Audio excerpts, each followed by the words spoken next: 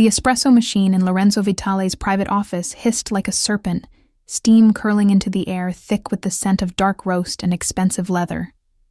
I stood at the mahogany sideboard, preparing his third café of the morning with the practiced efficiency of 6 months under his employment, though under felt like the wrong preposition.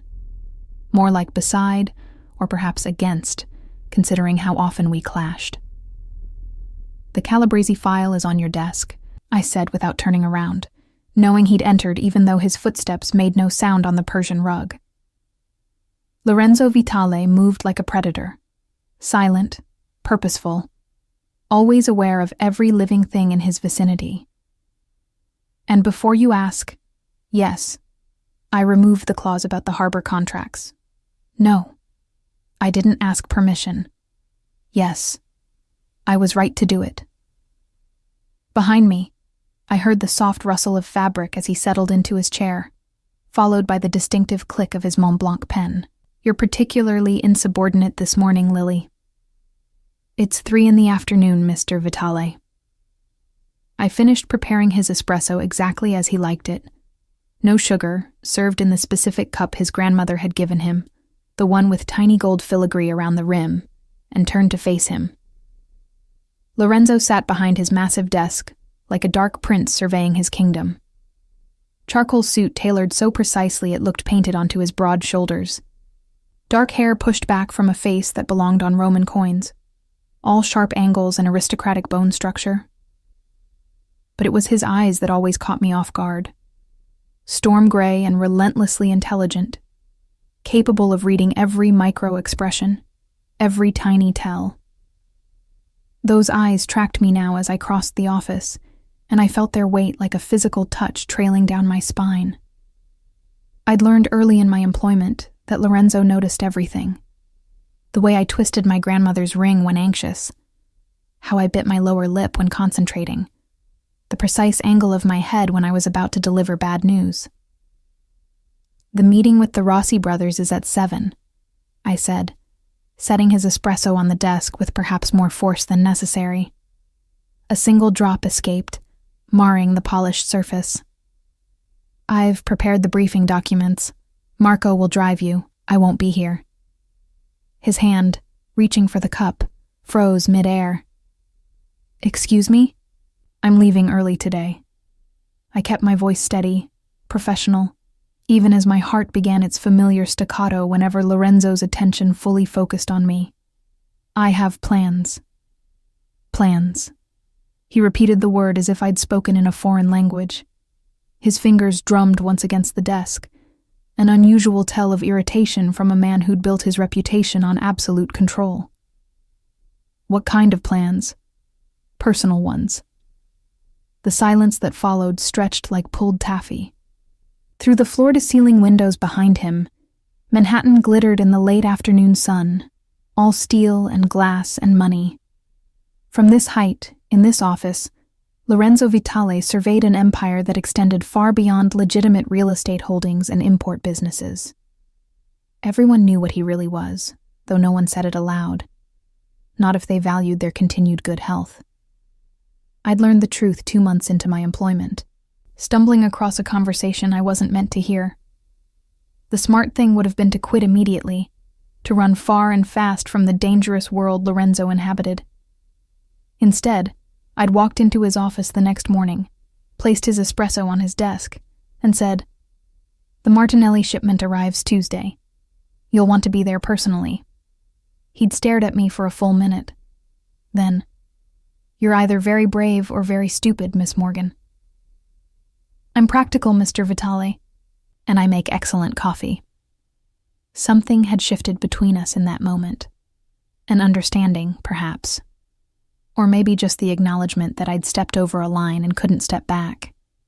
Either way, I'd kept my job, my silence, and my growing addiction to the particular brand of chaos that was working for Lorenzo Vitale. Now he stood, moving around his desk with that predatory grace.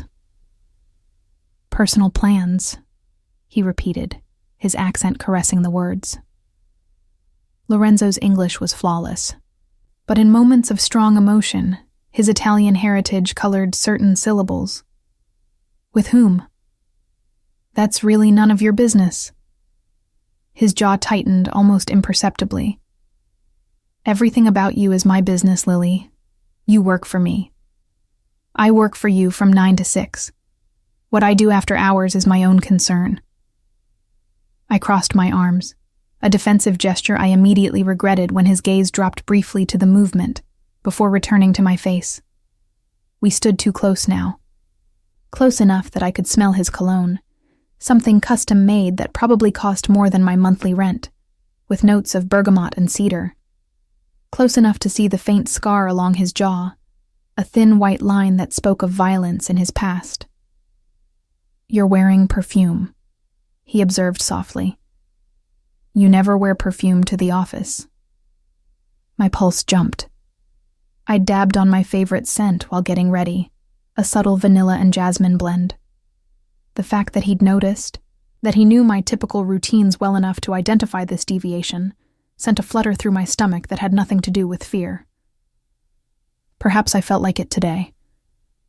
His eyes narrowed slightly. And your hair? You usually wear it up. My hand moved instinctively to the loose waves falling past my shoulders. I'd spent an hour with a curling iron this morning, something I rarely bothered with for work. I have a date, Mr. Vitale.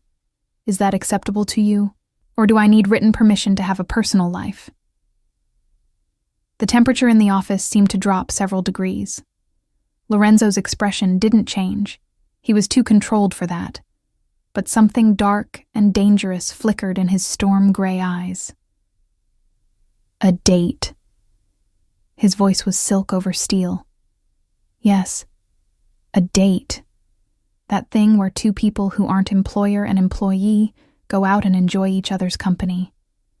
I regretted the sharp tone, even as the words left my mouth. 6 months of working for Lorenzo had taught me that poking the bear was thrilling, but rarely wise. And who is this fortunate individual?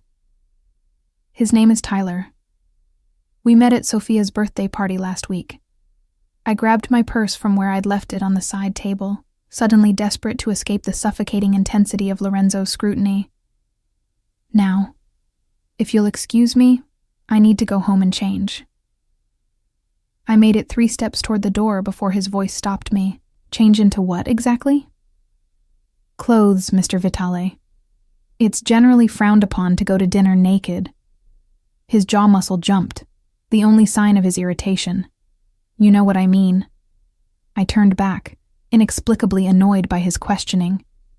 6 months of his orders, his criticisms, his occasional rare praise that felt like winning the lottery. 6 months of watching him parade through the office with a rotating cast of beautiful women, each more stunning than the last. 6 months of pretending I didn't feel anything when he stood too close, when his hand brushed mine passing documents, when he called me into his office late at night, and I caught him watching me with an expression I couldn't quite read. Something nice, I said, my voice sharper than I intended. Something that makes me feel pretty. Is that all right with you? Or do you need to approve my wardrobe choices as well? For a moment, Lorenzo said nothing. Then, be careful, Lily. You don't know what kind of men are out there.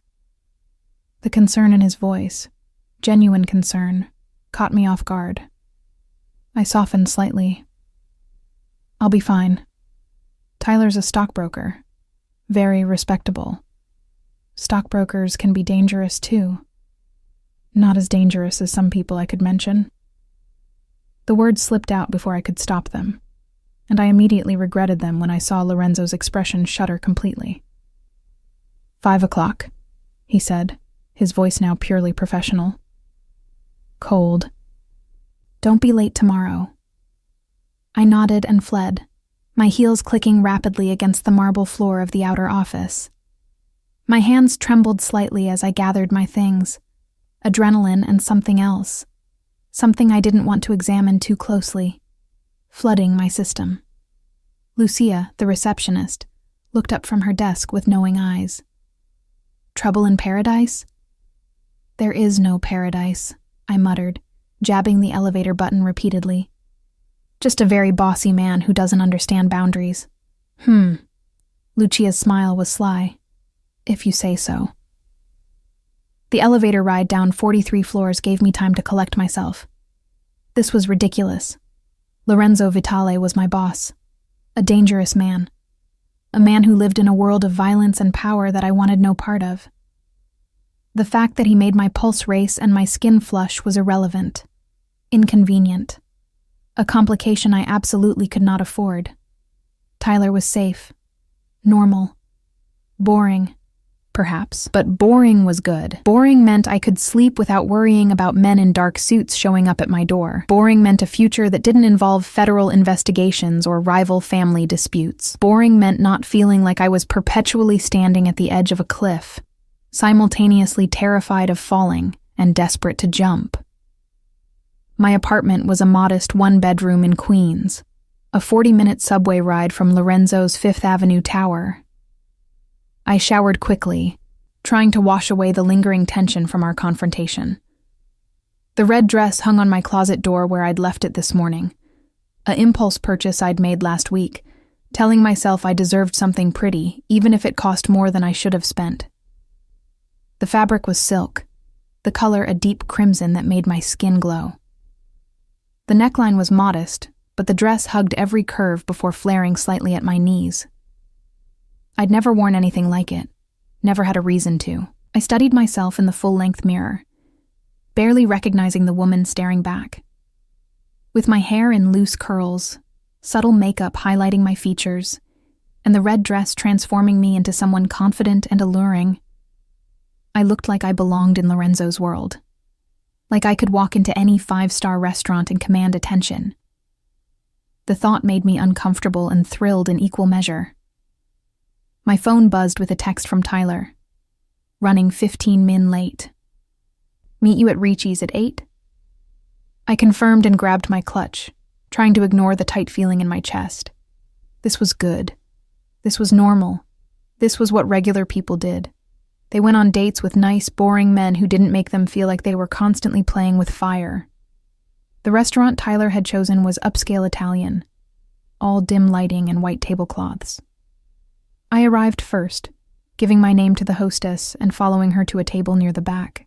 The space was crowded with the dinner rush, conversations creating a pleasant hum of background noise. I ordered a glass of wine and waited, people watching to pass the time. Couples celebrating anniversaries, business dinners winding down, a group of women laughing over shared appetizers, normal people living normal lives, blissfully unaware of the parallel world that existed just beneath the surface of their everyday reality, a world where men like Lorenzo Vitale made the kind of decisions that could end lives with a phone call. I was so lost in thought that I almost didn't notice when Tyler arrived, slightly breathless and apologetic. Lily, sorry, work emergency. He was handsome in a conventional way. Blonde hair, blue eyes, strong jaw. His suit was expensive but not custom-made. His smile was charming but not dangerous. Everything about him screamed, safe choice. No worries, I said, returning his smile. I just got here myself. The date started well enough. Tyler was attentive, asked questions about my work, which I answered vaguely, having learned long ago never to mention Lorenzo's name in casual conversation, and shared amusing anecdotes about his own job. He was everything a first date should be: polite, interested, appropriate. So why did I keep checking my phone? Why did every dark-haired man who passed our table make my pulse jump? Why did I feel like I was betraying something, someone, by being here? You seem distracted, Tyler observed, refilling my wine glass. Everything okay? Fine, I lied. Just a long day at work. Your boss sounds like a real piece of work. Tyler leaned back, his expression shifting to something more calculated. Demanding hours, high pressure, must be tough. Something in his tone made my internal alarm bells ring, but I pushed the feeling aside. It has its moments. What is it exactly that your company does? You mentioned imports? The question was casual, but his eyes were too focused, too intent. Various things, international trade mostly. Must be interesting, dealing with all those different markets. He smiled, but it didn't quite reach his eyes. I've always thought about getting into that sector. Maybe you could give me some insider tips. The alarm bells grew louder. I'm just a secretary, Tyler. I file paperwork and make coffee. Nothing exciting. His hand found mine across the table, his grip just slightly too tight. I bet you're more than that. A woman working for a man like Lorenzo Vitale must know all kinds of interesting things. My blood ran cold. How do you know who I work for? Sophia mentioned it, Tyler said quickly, too quickly. His thumb traced circles on my palm that should have felt pleasant, but instead made my skin crawl. She said you worked for some big-shot businessman. Sophia doesn't know where I work.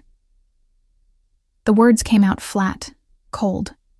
I'd been deliberately vague with my friends about my employment, some instinct telling me that associating with Lorenzo Vitale, even as his secretary, was something best kept quiet. So I'll ask again. How do you know who I work for? Tyler's charming mask slipped for just a moment, revealing something harder underneath. Listen, Lily. I think we got off on the wrong foot here. I think this date is over. I moved to stand, but his hand tightened on mine, keeping me in place. Don't make a scene, he said softly, his smile never wavering for the benefit of anyone watching. Just hear me out for a minute. Let go of my hand. My family has some business dealings with Mr. Vitale. Nothing major. Just some overlapping interests in the import sector. His eyes were hard now, calculating. We thought it might be useful to establish a friendly connection. You seem like a smart woman. Lily. Smart enough to understand how these things work. My heart hammered against my ribs. You set this whole thing up. The party, the chance meeting, all of it. I prefer to think of it as strategic networking. His thumb still traced those maddening circles on my skin. We're not asking for anything major, just occasional information. What meetings are happening, who's visiting the office, that sort of thing. In return, we'd compensate you very generously. 6 months ago, I might have been naive enough to be flattered by the attention. 6 months ago, I didn't know what I know now. 6 months ago, I hadn't spent every day watching Lorenzo operate, learning to read the subtle signals that preceded violence, understanding the code that governed his world. And one of the cardinal rules of that world was that betrayal had consequences. You're asking me to spy on Lorenzo Vitale. I kept my voice level, even as fear and fury warred in my gut. Do you have any idea how catastrophically stupid that is? We're asking you to be smart. Your boss isn't a good man, Lily. He's dangerous, violent. Eventually, he's going to get taken down, and you don't want to be standing too close when that happens. Tyler leaned forward, lowering his voice. We're offering you a way out. Money, protection, a fresh start, somewhere safe. I stared at him. This handsome stranger who'd orchestrated an elaborate trap disguised as romance. Who's we, exactly? People who can protect you from Vitale when he finds out you know too much. Or people who want to use me against him and will kill me the moment I'm no longer useful. I yanked my hand free with enough force to knock over my wine glass. Red liquid spread across the white tablecloth like blood, and the symbolism wasn't lost on me. I need to leave. This time when I stood, Tyler didn't try to stop me, but his voice followed me. Think about it, Lily. You're not like him. You don't belong in that world. Take the smart way out while you still can. I grabbed my clutch and headed for the exit, my breath coming in short gasps. The hostess looked concerned as I passed, but I couldn't stop, couldn't think, couldn't process what had just happened. Tyler knew where I worked, knew Lorenzo's name. had researched me enough to fabricate an entire meeting, which meant others might know too. Might be watching, waiting for an opportunity to use me against Lorenzo. The night air hit my face as I burst through the restaurant doors, cool and sharp. I stood on the sidewalk, trying to orient myself, trying to remember how to breathe normally. My phone buzzed in my clutch, probably Tyler, sending some follow-up message. I ignored it. The smart thing would be to go home, lock my doors, and start updating my resume. Tomorrow morning, I'd walk into Lorenzo's office and quit. Get out before whatever power play Tyler's family was orchestrating caught me in the crossfire. That was the smart thing. But standing there on that Manhattan sidewalk, the red dress suddenly feeling like a target rather than armor, I found myself thinking about something Lorenzo had said once, late one night when we'd been working alone in the office. We'd been discussing a business rival who'd made an aggressive move, trying to undercut one of Lorenzo's contracts. Predators can sense fear, he'd said, not looking up from the documents he was reviewing. The moment you show it, you become prey. The trick is to decide whether you're going to run or bare your teeth. At the time, I'd thought he was talking about business negotiation. Now, I understood it was a philosophy he lived by. I pulled out my phone, scrolling past Tyler's messages to find the number I'd only ever used for emergencies. Lorenzo had programmed it into my phone my first week, instructing me to call if I ever felt unsafe. I'd laughed at the time, calling him paranoid. I wasn't laughing now. He answered on the first ring. Lily. His voice was different than at the office, rougher, more intimate, like he'd been waiting for my call. Where are you? Ricci's on West 54th. I need... My voice cracked, and I hated myself for the weakness. Can you send someone to pick me up? I don't want to take the subway. Silence for 3 seconds that felt like 3 hours. Then, don't move. I'm 5 minutes away. You're where? But he'd already hung up. I stood under the restaurant's awning, shivering despite the mild evening temperature. 5 minutes later, a sleek black Mercedes pulled up to the curb. The driver's window lowered, revealing not one of Lorenzo's usual drivers, but the man himself. He wore the same charcoal suit from earlier, though he'd loosened his tie and undone the top button of his shirt. His hair was slightly disheveled, like he'd been running his hands through it. And his expression, when his gray eyes found mine, was absolutely murderous. Get in the car, Lily. I obeyed, sliding into the passenger seat. The leather was warm, and the interior smelled like his cologne. Lorenzo didn't pull away immediately, just sat there staring straight ahead, his hands gripping the steering wheel so tightly his knuckles went white. What happened? His voice was terrifyingly calm. Did he hurt you? No, not physically. I tried to find the right words to explain. Lorenzo, he knew who you are. He knew I work for you. He tried to recruit me to spy for his family. Lorenzo's jaw muscle jumped. What family? He didn't say exactly. Just said they had overlapping business interests with you in the import sector. Tyler what? His eyes cut to mine. What's his last name? I don't know. We met at Sophia's party, or at least I thought we did. The pieces were clicking into place, each one more damning than the last. It was all staged, wasn't it? He targeted me specifically. Lorenzo was quiet for a moment, processing. Then, Tyler Monroe, early 30s, blonde, works at Castellani Financial. How did you... Because I've been watching him watch you for 2 weeks. He finally released the steering wheel, turning to face me fully. His father is Vincent Monroe. They run the waterfront unions, been trying to muscle into my shipping operations for months. My stomach dropped. You knew? You knew someone was watching me and you didn't tell me? I had someone watching him watch you. You were never in danger, Lily. Until I went on a date with him. Which is why I was 3 tables away all evening, waiting for him to show his hand. Lorenzo's voice dropped lower. Did you really think I'd let you walk into a restaurant with a stranger without knowing exactly who he was and what he wanted? I stared at him, torn between fury at his presumption and a traitorous relief that he'd been there. You followed me. I protected you. There's a difference. You had no right. I have every right. He leaned closer, and suddenly the car felt very small. You work for me, Lily. You're part of my organization.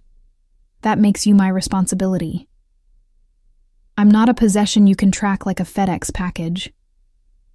No, you're a liability. The words exploded out of him with uncharacteristic lack of control.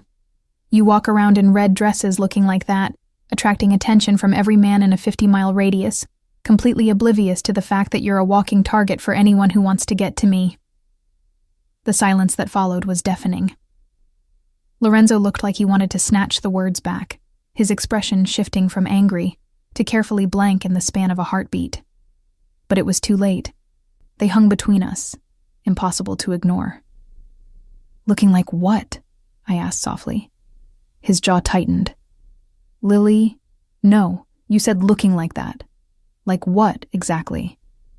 Like you know exactly the effect you have. He pulled back, putting distance between us, his control reasserting itself. Like you're trying to drive every man who sees you completely insane. My heart was doing strange things in my chest, racing and stuttering and forgetting how to beat normally. And are you? Insane? Lorenzo didn't answer for a long moment. Then, instead of responding, he started the car and pulled into traffic with perhaps more aggression than necessary. We drove in loaded silence through Manhattan, the city lights streaking past the windows. I should have been processing the danger I'd just escaped, Tyler's proposition, the implications of rival families taking an interest in me. Instead, all I could think about was the way Lorenzo's hands gripped the steering wheel, the muscle jumping in his jaw, the careful way he was not looking at me. Where are we going? I finally asked when I realized we were heading uptown, away from Queens. My place. We need to talk, and I don't trust your apartment's security. My apartment is fine. Your apartment has locks a teenager could pick, and neighbors who wouldn't notice if someone carried you out screaming. He took a sharp turn. You're staying with me tonight. Tomorrow, we'll discuss permanent arrangements. Permanent arrangements? I twisted in my seat to face him. Lorenzo, I'm not moving into your penthouse just because one guy tried to recruit me. One guy from a family that now knows you're close to me. One guy who will absolutely try again, or send someone else to try. One guy who demonstrated very clearly that you are no longer safe living alone in a neighborhood with minimal security. He had a point, much as I hated to admit it. Tyler knew where I lived, probably knew my routines. The thought of going back to my apartment, of lying in bed wondering if every sound was someone breaking in, made my skin crawl. Just for tonight, I conceded. Then we figure out a real solution. We'll see. His building was one of those exclusive high-rises where the doorman knew you by name, and the elevator required a keycard. We rode up to the top floor in silence, the tension between us thick enough to cut. I'd never been to Lorenzo's home, had never imagined I would be. It felt strangely intimate, crossing this threshold from professional to personal. The penthouse was exactly what I'd expected and nothing like it at the same time. Sleek modern furniture, floor-to-ceiling windows offering a view that probably cost more than my parents' house. Kitchen full of professional-grade appliances that looked barely used.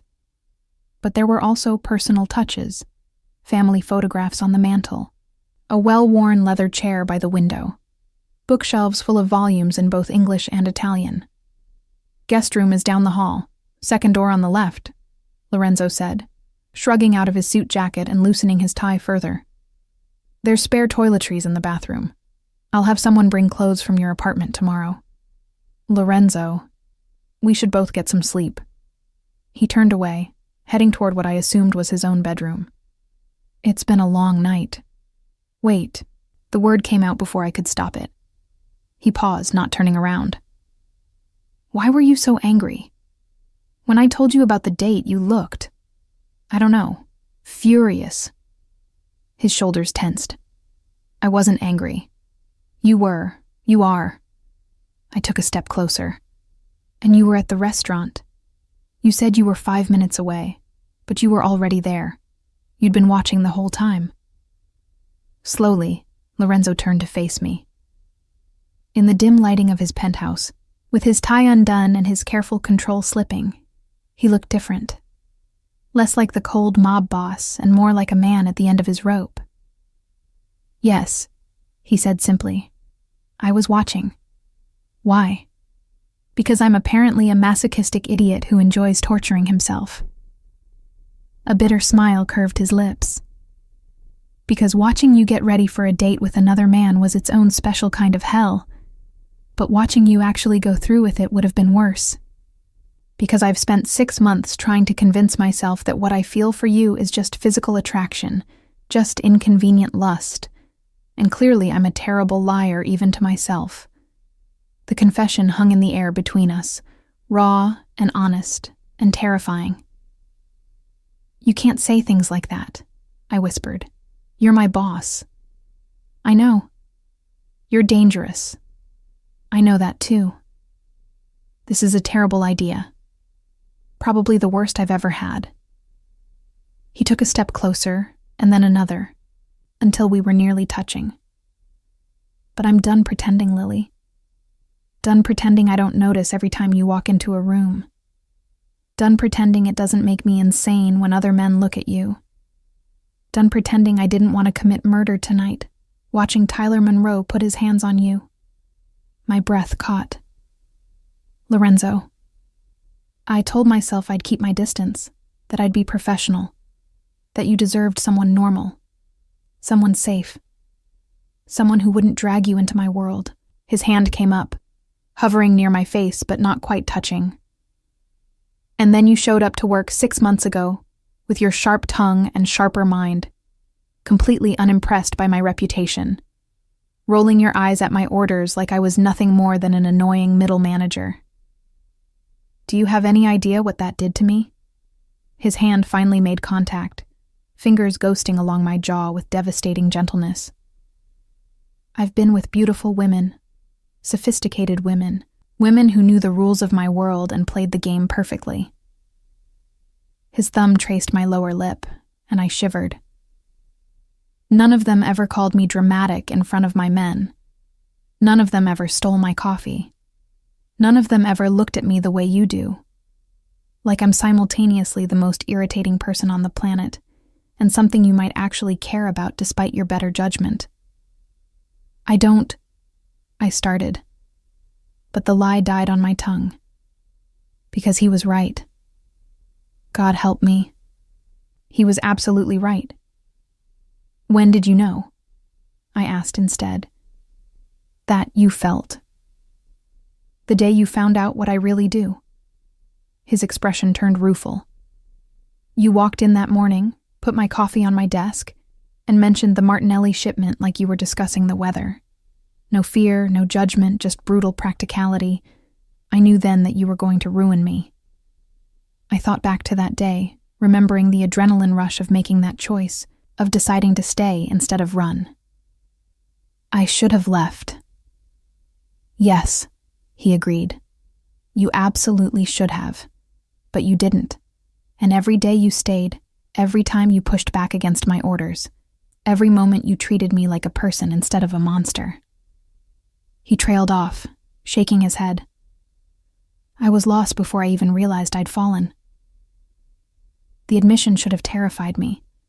This was Lorenzo Vitale, a man whose name made grown men nervous, who controlled an empire built on violence and fear. Getting involved with him would be signing up for a life of danger, of always looking over my shoulder, of never quite feeling safe. But standing there in his penthouse, his hand cradling my face like I was something precious, I couldn't remember why safety had ever seemed so important. This is insane, I whispered.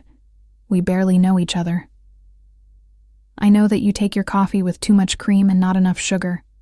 I know you bite your thumbnail when you're nervous. I know you call your mother every Sunday at 9. I know you cry at animal shelter commercials and laugh at terrible puns. I know you keep a photo of your grandmother in your desk drawer and that you touch it when you need courage. His other hand came up, framing my face. I know you, Lily Morgan. Better than you think. And I knew him too, I realized. Knew that he read spy novels in Italian when he couldn't sleep. Knew he preferred his espresso dark and bitter, like his humor.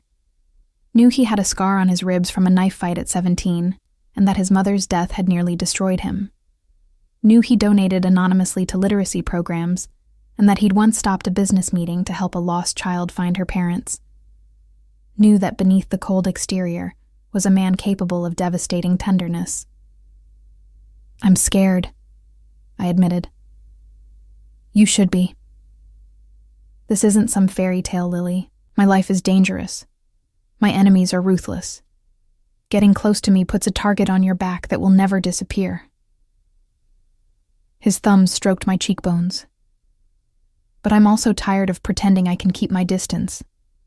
Tired of watching you from across the office and imagining what it would be like to touch you, to kiss you, to hear you say my name without that professional distance in your voice.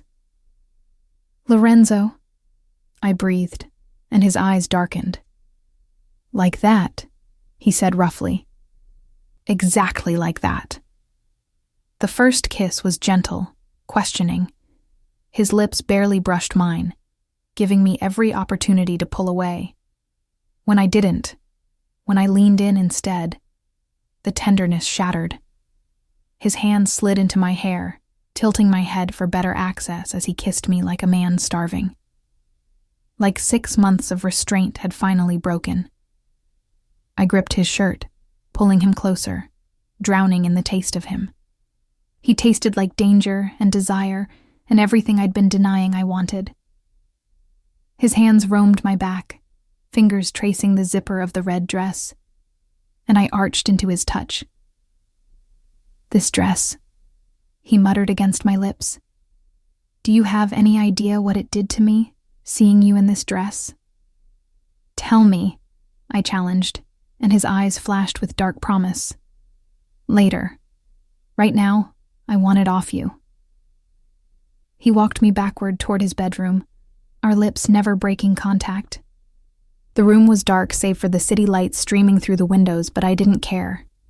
All that mattered was Lorenzo's hands on my skin, his mouth trailing fire down my neck, the way he said my name like a prayer and a curse. The zipper of the red dress whispered open. Cool air hit my heated skin, and then Lorenzo's hands were there, warm and possessive. The dress pulled at my feet, leaving me in just my underwear and heels, feeling both vulnerable and powerful under his hungry gaze. Beautiful, he murmured, and the reverence in his voice sent shivers down my spine. So beautiful it hurts to look at you. I reached for his shirt, fumbling with the buttons. He helped me, shrugging out of it impatiently. In the dim light, I could see the scar he'd told me about, along with others I didn't know the stories behind. Evidence of a violent life, of danger survived. I traced one with my fingertips, feeling him shudder under my touch. These are who you are, I said softly. But they're not all you are. Something vulnerable flashed in his eyes. Then he was kissing me again, and thought became impossible. There was only sensation. His hands, his mouth, the slide of skin against skin. He laid me on the bed with surprising gentleness, covering my body with his, and I wrapped my legs around his waist, pulling him closer. Tell me to stop, he said, his voice rough with barely controlled desire.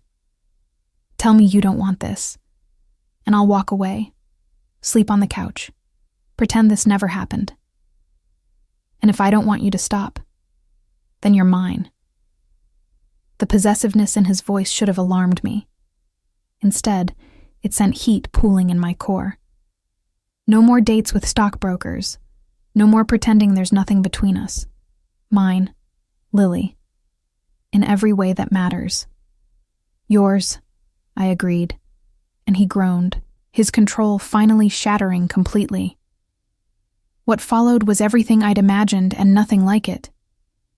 Lorenzo was demanding but attentive, rough but careful, taking what he wanted while making sure I took what I needed. He learned my body, like he learned everything. With focused intensity, memorizing every reaction, every sound I made.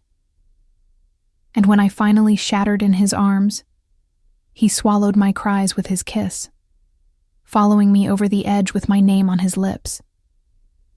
Afterward, we lay tangled in his sheets, my head on his chest, his fingers tracing absent patterns on my shoulder. The city glittered beyond the windows, but inside his bedroom, the world felt impossibly small and safe. "What happens now?" I asked quietly. Lorenzo was silent for a moment. "Now, everything changes. You move in here. Security detail 24/7. No more subway. No more late nights alone at your apartment. You stay close where I can protect you." That sounds like a gilded cage. It's the reality of being with me. His arms tightened around me. "I won't apologize for keeping you safe. I should have protested, should have insisted on maintaining my independence. But Tyler's cold proposition was still fresh in my mind, a reminder that I'd stepped into Lorenzo's world whether I wanted to or not. The only question was whether I'd face the dangers alone, or with his protection. "What about work?" I asked. "I can't very well be your secretary and your whatever this is." "Girlfriend," he supplied. "You're my girlfriend now, and you'll keep your job if you want it. I like having you close. Though I may need to hire a second secretary to actually handle the filing, since I plan to spend a lot of time distracting you." Despite everything, I smiled against his chest. "Very professional." I'm a lot of things to Soro. Professional isn't always one of them. The Italian endearment sent a flutter through my stomach. What does that mean? Treasure. Because that's what you are. Rare and precious and worth protecting. He pressed a kiss to the top of my head. "Get some sleep. Tomorrow we have a lot to discuss, and I need to handle the Monroe situation." The reminder of Tyler sent a chill through me. "What are you going to do to him?" "Nothing permanent," Lorenzo assured me. "Just make it very clear that you're under my protection, and any future attempts to use you against me will have severe consequences." "Lorenzo." "Shh. This is how my world works, Lily. Actions have consequences. He tried to use you. Now he pays the price." His voice was steel wrapped in silk. "But because you're asking me to show restraint, I will. This time. For you." It should have bothered me more. The casual way he discussed threatening people. But exhaustion was pulling me under, and Lorenzo's heartbeat beneath my ear was steady and reassuring. In his arms, in his bed, I felt safer than I had in months. As I drifted off, I heard him murmur something in Italian, too soft and quick for me to catch. But I would have sworn it sounded like a prayer. I woke to sunlight streaming through unfamiliar windows and the smell of fresh coffee. For a moment, I was disoriented. This wasn't my cramped Queen's apartment. The bed was too large, the sheets too expensive, the view too spectacular. Then memory crashed back. Lorenzo. The kiss. Everything that followed. I sat up, clutching the sheet to my chest, and spotted a note on the pillow beside me, written in Lorenzo's elegant script. Had to handle business. Coffee's in the kitchen. Don't even think about leaving this apartment without security. El Bossy even in love notes. Some things never changed. I found one of his shirts, white dress shirt that fell to mid-thigh on me, and padded out to the kitchen. True to his word, fresh coffee waited in an expensive machine that probably cost more than my car. As I poured a cup, I caught sight of my reflection in the window. Barefoot, wearing Lorenzo Vitale's shirt, hair wild from his hands, lips still swollen from his kisses. I looked thoroughly debauched. I looked happy. I looked terrified. Because this was real now, not some fantasy I could dismiss as inappropriate workplace attraction. Not something I could keep separate from my actual life. Lorenzo had claimed me, and in his world, that kind of claim came with consequences. My phone buzzed on the counter. Lorenzo's security must have retrieved it from my clutch. Messages were flooding in. 3 from Sophia demanding to know how the date went. 2 from an unknown number that made my blood run cold. Last night was a misunderstanding. Let's talk. Tyler. And then, 5 minutes later, don't make this harder than it needs to be. My family can make your life very difficult. I was staring at the messages, trying to decide if I should tell Lorenzo or handle it myself, when the penthouse door opened. Lorenzo strode in, still wearing last night's clothes, but somehow looking impeccable. His eyes found me immediately, and something dark and possessive flashed in their depths. "Good morning," he said.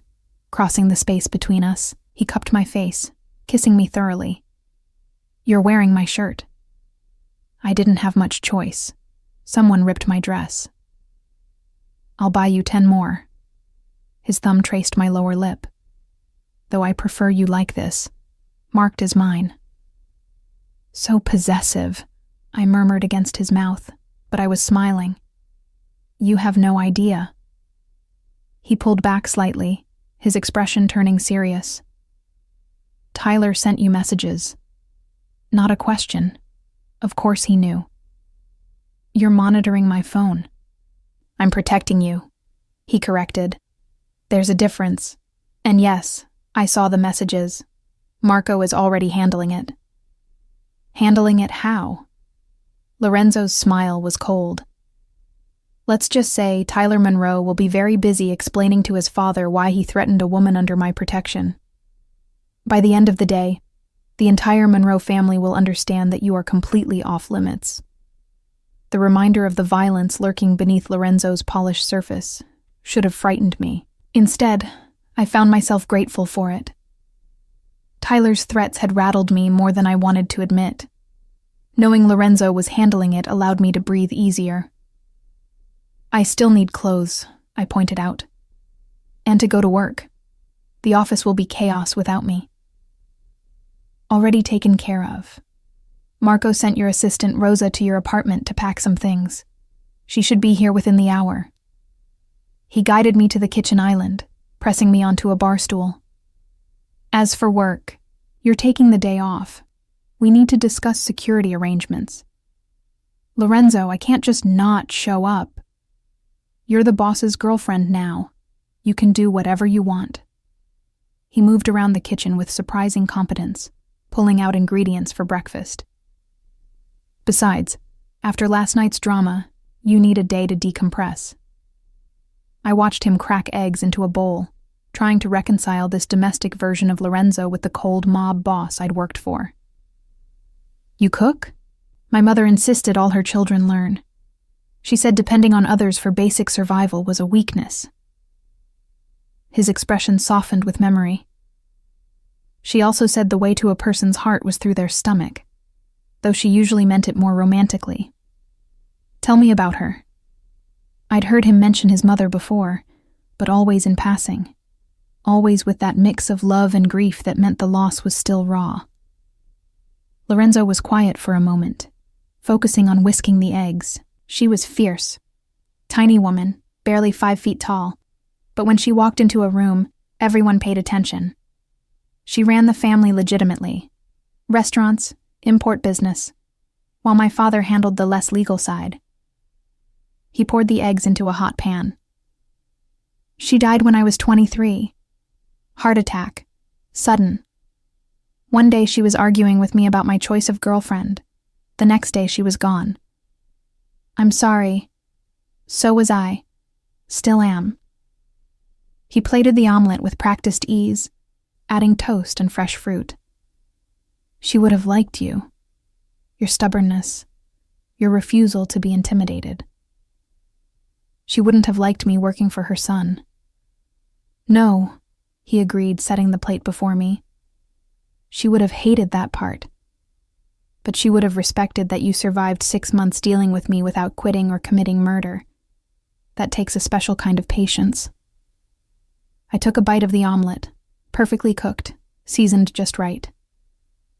This is delicious. How did you know I liked mushrooms and Gruyere? Because I pay attention to Soro. I always pay attention to you. He leaned against the counter, coffee cup in hand, watching me eat with satisfaction. Which is why I know you're worried about more than just Tyler's messages. Damn him for being so observant. I'm worried about what this means. Us. Your world isn't exactly safe, Lorenzo. No, it's not. But you've been in my world for 6 months already, whether we were together or not. At least now, I can protect you openly, instead of from the shadows. He set down his cup, moving to stand before me. I know what I'm asking you to accept.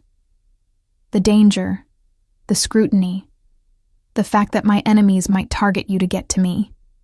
If you want to walk away, I'll make sure you're relocated somewhere safe, somewhere they'll never find you. New identity, new life, complete protection. The offer should have been tempting. A chance to escape, to return to normalcy. But the thought of leaving Lorenzo, of never seeing him again, never feeling his hands on me, never hearing him call me tesoro, made my chest ache.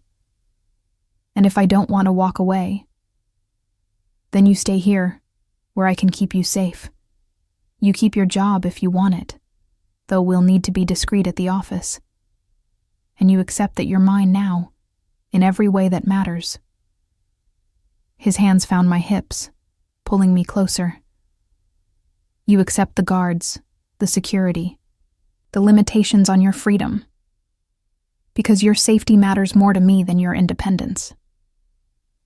That's a lot to ask. I know, but I'm a selfish bastard, Lily.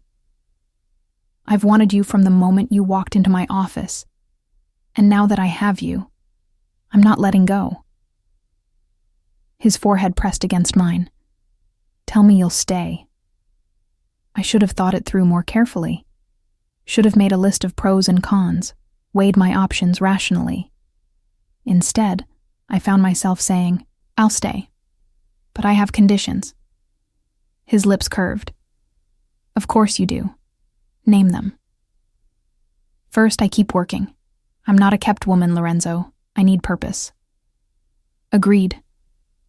Second, you don't make decisions about my safety without consulting me. I'm not a child to be protected without explanation. That one's negotiable. If there's immediate danger, then you explain it to me as soon as possible after. I held his gaze. I'm serious. I can handle the truth. What I can't handle is being kept in the dark.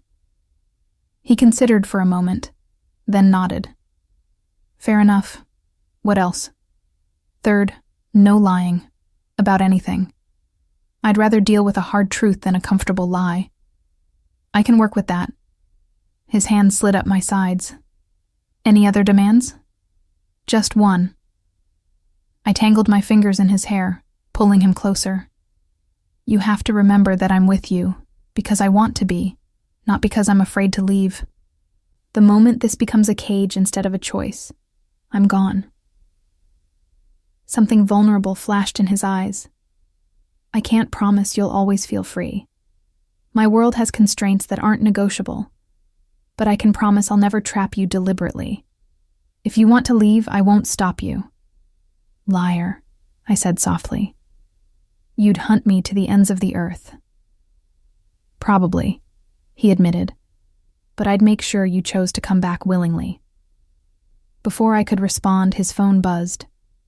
He glanced at it, his expression darkening. Marco, the Monroe situation has escalated. Escalated how? Lorenzo's jaw tightened. Vincent Monroe has requested a meeting, tonight. He wants to discuss mutual interests and the misunderstanding with his son. He looked at me, calculating. He's going to try to smooth things over, offer compensation for Tyler's behavior. And you're going to refuse. I'm going to make it very clear that any further contact with you will result in war." His voice was cold, detached, the mob boss firmly back in place. "Then I'm going to ensure the Monroe family understands that targeting you was the biggest mistake they've ever made." A knock at the door interrupted us. Lorenzo tensed, one hand moving to the small of his back, where I knew he kept a gun. But then he relaxed. "That'll be Rosa with your things." He wasn't wrong. His assistant appeared with 2 large suitcases and several shopping bags. "Miss Morgan," she greeted me with a knowing smile. "I hope I packed everything you might need. If anything's missing, just let me know." "Thank you, Rosa." I tried not to feel awkward about the fact that she'd just seen me in Lorenzo's shirt, clearly having spent the night. But she seemed completely unbothered, as if her boss starting a relationship with his secretary was the most normal thing in the world.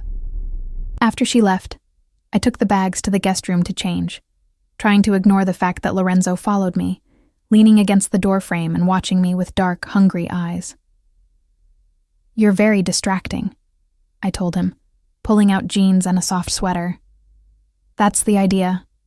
He crossed the room, spinning me to face him. "You're not sleeping in the guest room anymore." "Lorenzo." "You're mine now, Lily. That means you sleep in my bed, wake up in my arms. Let me know you're safe every night." His hands framed my face. "I need that. Need you close." The vulnerability in his admission undid me. "Okay. But you have to promise not to hog the covers." He smiled, that rare, genuine smile that transformed his face. "I promise nothing. I'm Italian. We're territorial about everything, including blankets." The rest of the day passed in a strange bubble of domesticity. Lorenzo worked from home, taking calls in his study while I explored the penthouse and tried to wrap my head around my new reality. Every so often, he'd emerge to check on me, pulling me into kisses that left me breathless. As evening approached, his mood shifted. The meeting with Vincent Monroe was scheduled for 9 at one of Lorenzo's restaurants, neutral territory with plenty of security. I could see the tension building in his shoulders, the cold focus settling over his features. "I want to come with you," I said, as he was preparing to leave. Lorenzo turned from where he'd been checking his gun. "Absolutely not. He's going to be discussing me. I should be there." "Lily, these meetings can get dangerous. I'm not putting you in the line of fire."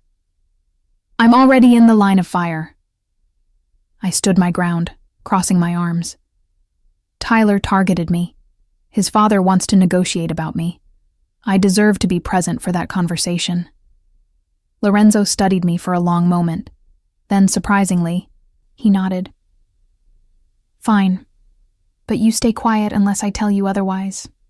And if things go sideways, you do exactly what Marco tells you. Understood?" "Understood." An hour later, we pulled up to Salvatore's, one of Lorenzo's upscale Italian restaurants in Manhattan. The place was closed to the public tonight, with several of Lorenzo's men stationed at the entrances. As we walked in, I felt the weight of their stares, everyone noting that the boss had brought a woman to a business meeting.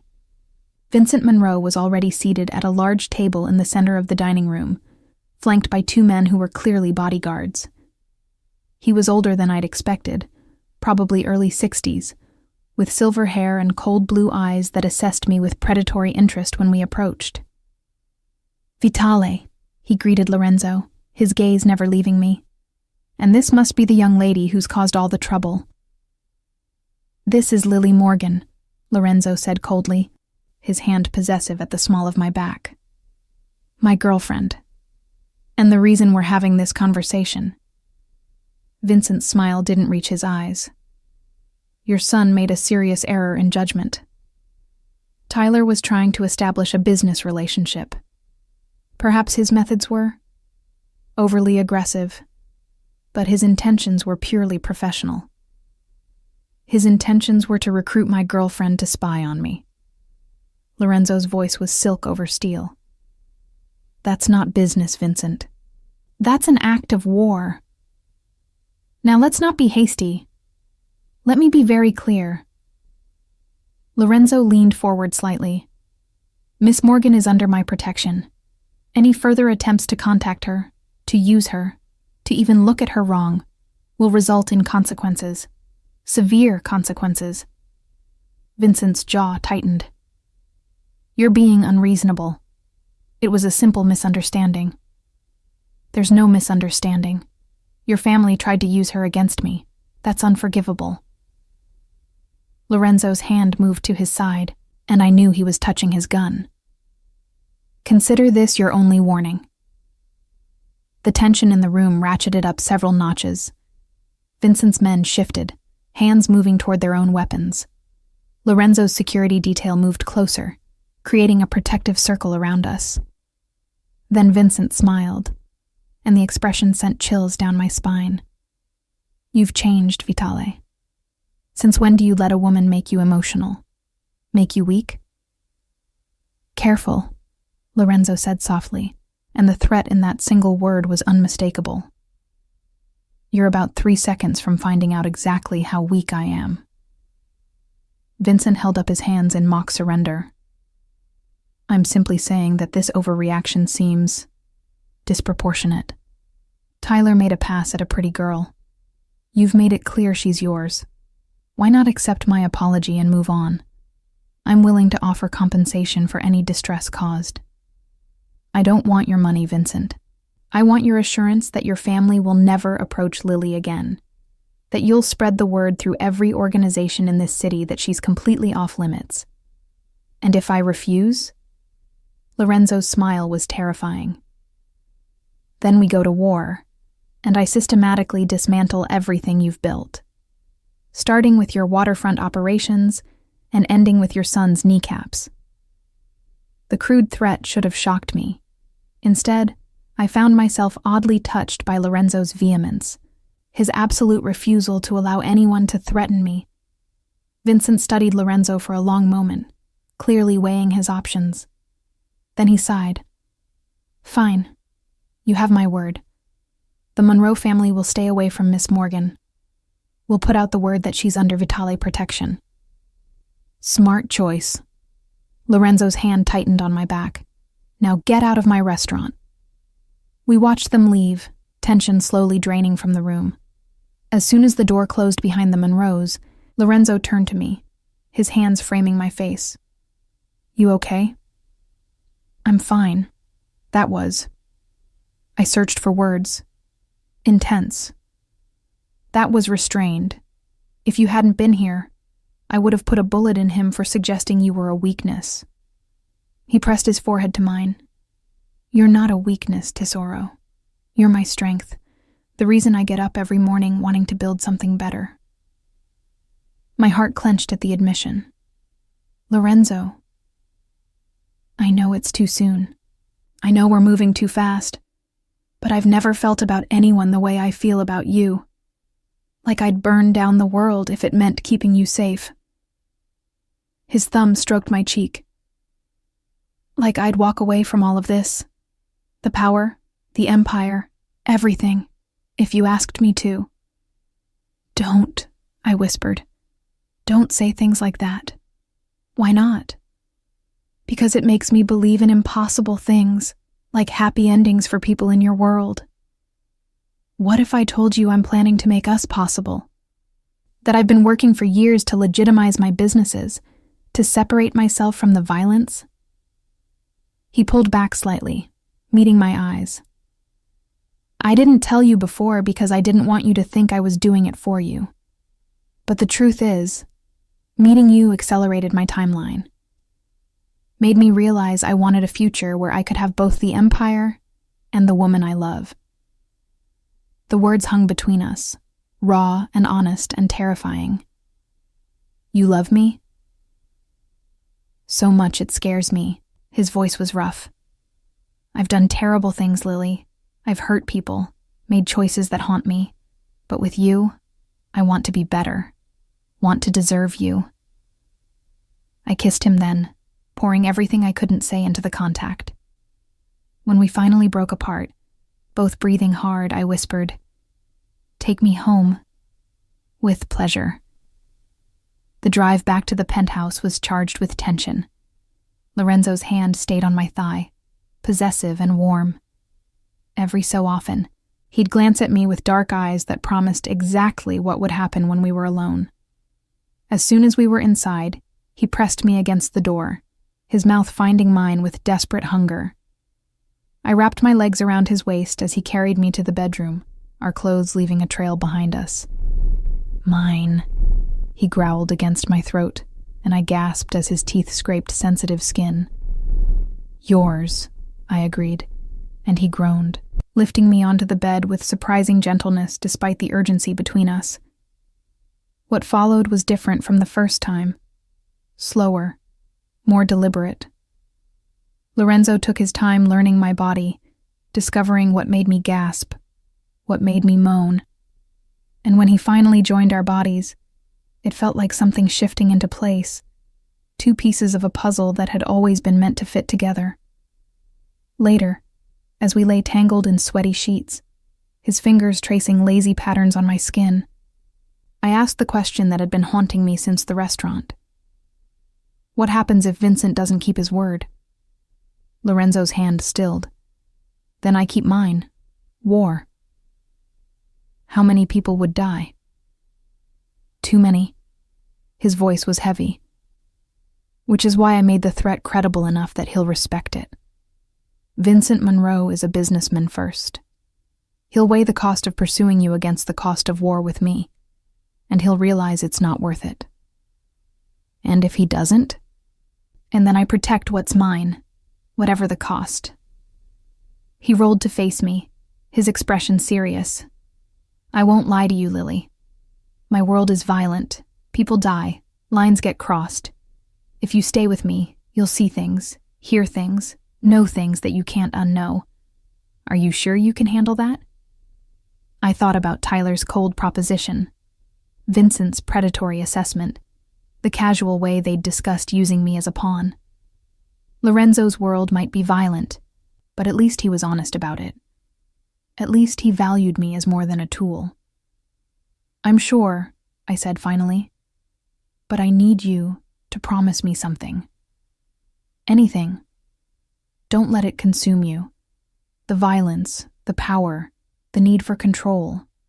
Don't lose yourself in it so completely that there's nothing left of the man I fell for. Something vulnerable flashed in his eyes. You fell for me? Somewhere between you being insufferably bossy and surprisingly gentle, yes, I fell. I touched his face, feeling the scratch of stubble under my palm. Probably the most dangerous thing I've ever done. Definitely the most dangerous thing you've ever done. His smile was self-deprecating. But I promise I'll try to stay human for you. Try to remember there's more to life than power plays and territory wars. That's all I ask. We fell asleep like that, wrapped around each other, the city lights painting patterns on the walls, and for the first time since moving to New York, I felt like I'd found home. Not a place, but a person. The next morning, we established a new routine. Lorenzo made coffee while I showered. We had breakfast together before heading to the office in his car, Marco driving while we reviewed the day's schedule. At work, we maintained professional distance, though I caught him watching me more than once with heated eyes that promised later. It should have been awkward, this transition from boss and secretary to lovers. But somehow it worked. The banter between us took on new layers. The casual touches became loaded with promise. And when we were alone in his office, he'd pull me onto his lap and kiss me until we both forgot why maintaining professional boundaries mattered. We're terrible at discretion, I said one afternoon, adjusting my blouse after a particularly intense makeout session on his desk. I don't care. Lorenzo straightened his tie, looking thoroughly satisfied. Let them talk. Let everyone know you're mine. So possessive. You love it. I couldn't argue with that. A week passed in blissful routine. No more threats from the Monroes. No more late-night danger. Just work during the day and Lorenzo's bed at night. I let myself believe that maybe, just maybe, we could make this work, that love could survive in his dark world. Then everything changed. I was in Lorenzo's office, organizing files, when Marco burst in without knocking. His face was grim. "Boss, we have a problem." Lorenzo looked up from his laptop. "What kind of problem?" "Vincent Monroe is dead, shot outside his home 2 hours ago." Marco's gaze flicked to me. "And someone's leaking rumors that we ordered the hit." The color drained from Lorenzo's face. "What?" "It wasn't us, right?" I asked, though I already knew the answer. Lorenzo had been with me all night, all morning. There was no way. Of course it wasn't us. Lorenzo was already moving, grabbing his phone. "But someone wants us to take the fall. Marco, get our lawyers on standby and find out who's spreading these rumors." "There's more," Marco said grimly. "Tyler Monroe is calling for revenge. He's rallying the other families, saying you broke the peace agreement, saying you killed his father in cold blood." Lorenzo's jaw tightened. "He's using this as an excuse to start the war we avoided. Or someone else killed Vincent and made it look like us to start a war." I voiced what we were all thinking. Who benefits from you and the Monroes destroying each other? 6 other families. Lorenzo ran a hand through his hair, a rare gesture of frustration. And all of them would happily watch us tear each other apart. "What do we do?" I asked. Lorenzo looked at me, and for the first time since I'd known him, I saw real fear in his eyes. Not for himself, but for me. "We prepare for war." The next 72 hours were a blur of tension and preparation. Lorenzo moved me to a safe house, a fortified apartment in a building he owned, with armed guards at every entrance. I hated the confinement, but understood the necessity. If Tyler Monroe wanted revenge, I'd be his first target. Lorenzo visited when he could, always surrounded by security, always looking more exhausted than the time before. The strain of managing a crisis while trying to keep me safe was taking its toll. "You should eat," I said one evening, watching him push food around his plate untouched. "You're not going to be effective if you collapse from exhaustion." "I'll eat when this is over." But he took a bite anyway, just to please me. We're close to identifying who really killed Vincent. Once we have proof, we can show the other families that we're being framed. And if Tyler doesn't care about proof, if he just wants an excuse to go after you, then I'll give him exactly what he wants. Lorenzo's expression was cold, but on my terms, not his.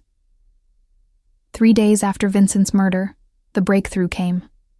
Marco had traced the actual killer, a professional hitman hired by the Russo family, one of Lorenzo's smaller rivals. They'd killed Vincent and planted evidence pointing to Lorenzo, hoping to trigger a war that would eliminate both families. The proof was irrefutable: phone records, financial transfers, witness statements. Lorenzo called a meeting of all the major families, presenting the evidence with Marco and his lawyers flanking him. I watched from the secure video feed in the safe house, my heart in my throat as Lorenzo made his case. Tyler Monroe sat stone-faced throughout the presentation. When Lorenzo finished, Tyler stood. "Even if this is true, it doesn't change anything. My father is dead, and your world killed him. Someone has to pay." "Then let it be the Russos," Lorenzo said coldly. "They murdered your father and tried to frame me for it. They manipulated you into calling for my head. Are you going to let them get away with that?" The other family heads were murmuring now, convinced by the evidence. Tyler's allies were abandoning him one by one, recognizing that continuing to pursue Lorenzo would make them look foolish at best, complicit at worst. Finally, Tyler slumped back into his chair. "Fine, we go after the Russos. But this isn't over, Vitale. My family doesn't forget." "Neither does mine," Lorenzo replied evenly. "Remember that." The meeting ended, and I sagged with relief. It wasn't perfect. Tyler still harbored resentment. The Russos would face retaliation. But at least open war had been avoided. At least Lorenzo was safe. He came to the safe house that night, looking drained, but relieved. I met him at the door, wrapping my arms around him before he could say a word. For a long moment, we just stood there, holding each other, letting the tension drain away. "It's over," he murmured against my hair. "You can come home now." "This was never about the apartment, Lorenzo. I am home as long as I'm with you." He pulled back to look at me, his eyes soft with emotion. How did I get so lucky? I ask myself the same question. I kissed him gently, though I suspect it has something to do with excellent coffee-making skills. He laughed, the sound rusty from days of stress. That must be it. We went back to the penthouse that night, and for the first time in days, I felt like I could breathe. The crisis had passed. We'd survived. But Lorenzo's world had shown its teeth, and I knew it was only a matter of time before the next threat emerged. A month later, things had settled into a new normal. I was back at work, though now everyone knew I was Lorenzo's girlfriend. Some of his associates treated me with new respect, others with thinly veiled disapproval. I didn't care. I had Lorenzo, had meaningful work, had a life that felt purposeful despite its dangers. We were in his office one afternoon when I made the decision that had been building for weeks. I want to learn. Lorenzo looked up from his paperwork. Learn what? Your world. How it works, who the players are, what the rules are. I leaned against his desk. If I'm going to be with you, I need to understand the chessboard. Need to see the moves before they happen. He studied me for a long moment. It's not too late to walk away, you know. To choose the safe, normal life. I'm choosing you. That's my normal now. I held his gaze steadily. Teach me. And so he did. Over the following months, Lorenzo educated me in the Byzantine politics of his world. I learned which families could be trusted, which were rivals, which were merely waiting for an opportunity to strike. I learned to read the subtle signals in meetings, to understand the weight of certain words and gestures. It was like learning a new language, one where silence sometimes spoke louder than words, and where respect was currency, as valuable as money. Lorenzo was a patient teacher, never talking down to me, always treating my questions seriously. And slowly, I stopped being just his girlfriend who needed protection. I became his partner, someone he consulted on strategy, someone whose insights he valued. "You're good at this," he said one night, after I'd correctly predicted a rival's next move. Scary good. I had an excellent teacher. I curled into his side on the couch, and I pay attention. That you do. His arm tightened around me. I've been thinking about the future. Oh, about what happens when I'm ready to step back from the more dangerous aspects of my business. About who could run things in a way that maintains our power, but reduces the violence. He looked down at me. About whether you'd ever consider being more than just my girlfriend. My heart stuttered. Lorenzo. I'm not proposing, not yet. His thumb stroked my shoulder. But I want you to know that when I do, and I will, it won't just be about love. It'll be about partnership, about building something together that's stronger than either of us alone. That sounds like a Mafia marriage proposal. Because it is. He turned me to face him. In my world, marriage is as much about alliance and partnership as it is about love. I want all of that with you, Lily. Want to bind our lives together in every way that matters. I should have been scared by the intensity of his declaration. Instead, I felt something settle deep in my chest, a certainty I'd never experienced before. Ask me. Not yet. He kissed me softly.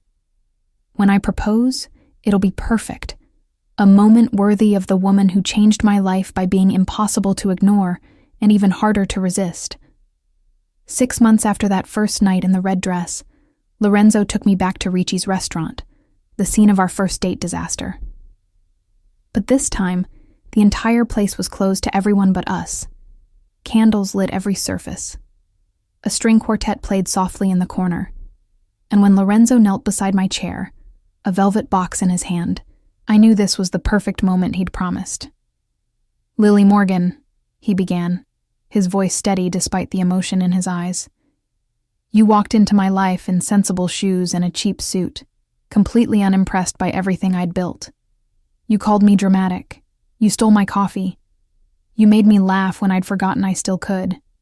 And somewhere between your eye rolls and sharp comebacks, I fell completely, irrevocably in love with you." Tears were already streaming down my face. "I can't promise you safety. My world is too dangerous for that. I can't promise you simplicity.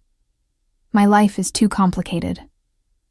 His thumb stroked my hand. "But I can promise you everything I have. My heart, my loyalty, my protection, my partnership in building something better than what came before. Marry me, Tesoro. Be my wife, my partner, my everything." "Yes," I managed through tears. "Yes, you impossible, bossy, wonderful man. Yes." He slid the ring onto my finger, a stunning emerald-cut diamond flanked by smaller stones, elegant and somehow perfect. Then he stood, pulling me into his arms and kissing me as the quartet swelled into something triumphant. "I love you," he murmured against my lips. "My Lily, my treasure, my home." "And I love you," I replied. "My Lorenzo, my impossible choice, my perfect danger." We married 3 months later in a small ceremony attended by both our worlds, his family and mine, his business associates and my friends, the legitimate and the less so. My father walked me down the aisle, looking slightly shell-shocked by the entire thing. My mother cried through the whole ceremony, but when Lorenzo took my hands and pledged himself to me, in English and Italian, his voice breaking slightly on the promises, nothing else mattered. Not the danger, not the complications, not the whispers about what I was getting myself into. All that mattered was the way he looked at me like I was his salvation, like I'd taken a man who'd lived in darkness and shown him light.